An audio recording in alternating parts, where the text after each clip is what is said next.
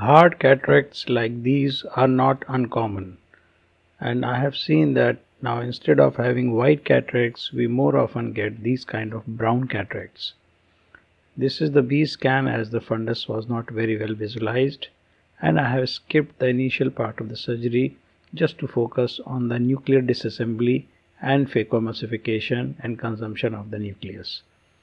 So these nucleus are brown, hard, bulky, and more so they are leathery. Leathery means that they are not brittle and they tend to have filaments which keep them the pieces binded together so that it becomes little more difficult to dissect these cataracts. Using burst mode is a choice here because it gives you a good purchase, and reaching up to the core with the aid of the chopper providing the counter support is very important to have a good first crack. And a good first crack which is full thickness is very reassuring, although we couldn't get it here, but then nevertheless it can be achieved again after rotating the nucleus so that we have an area which has not been disturbed. The aim is to have a full thickness crack which goes through and through, and we can see the void behind, that is the darkness or the dark empty area behind the crystalline lens. Even if the crack is full thickness, it may not be from diameter to diameter, and without that you will not have pieces separated, and which will not aid the facilitation. The process of disassembly of the nucleus is not complete.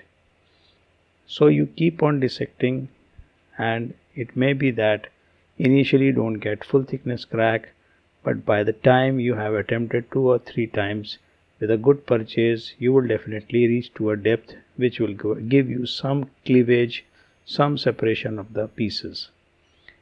Once the bag has been partly emptied, the movement of the nucleus becomes easier, and so becomes the chopping also easier, because then you can visualize the nucleus in various profiles easily.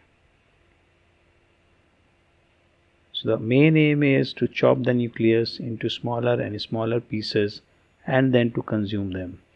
And this dissection of the nucleus so that it becomes smaller chunks is important so that the endothelium is not damaged and it is not rubbed over by the nuclear fragments.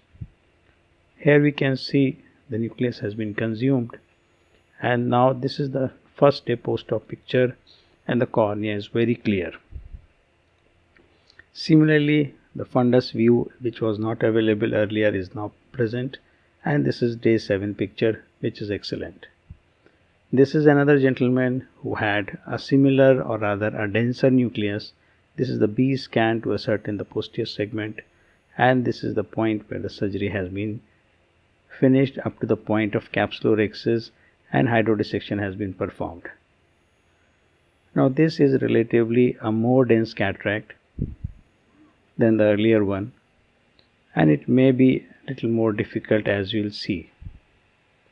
Removing the overlying cortex, putting the tip proximal to the center, applying the burst mode, having 1 or 2 burst modes, and then counter supporting the nucleus using the chopper and applying few more burst modes so that we can gain a good depth. And this is important, then only you will be able to have a good crack. Having good purchase and also reaching up to a good depth in the nucleus at the center is essential for horizontal or vertical chop to have a good nice crack at the first go.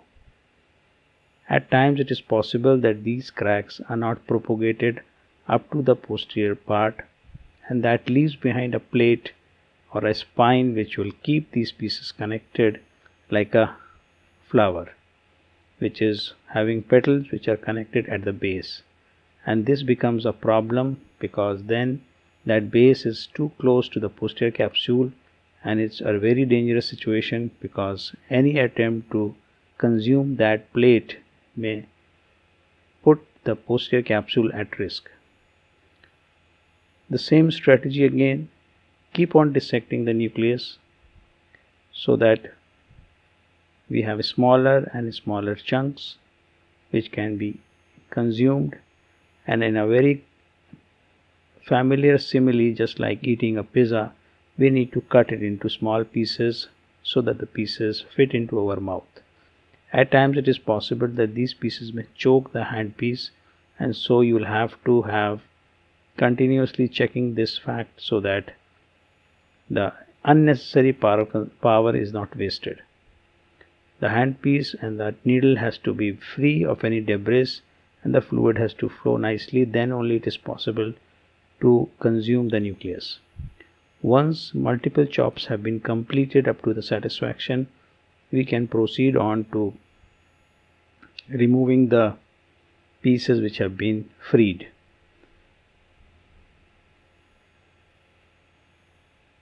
It is always possible that we can get frustrated and the pieces are just not getting separated, and that can be a good moment when you can come out, replenish some viscoelastic gel which will coat the endothelium, and then reassess the situation and where to start or proceed from there.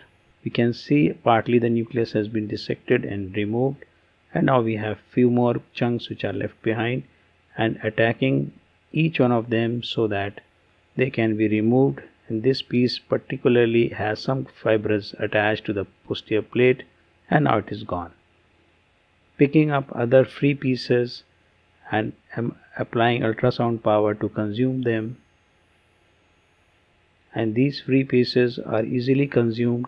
However, the pieces which are connected at posterior plate will need further dissection. So engaging them and chopping them so that we have separation of these pieces, and then consuming these pieces continuously.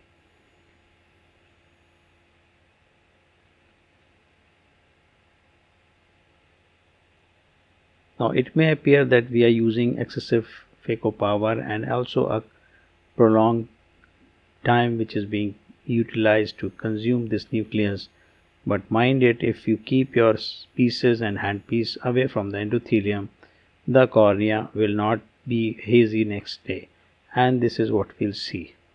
At this moment the nucleus has been removed in toto, and there are just few fragments which are left behind, and now this is the first day post-op picture which is showing an excellent clear cornea and patient had good visual gain, and this is the fundus photograph which again is absolutely clear media.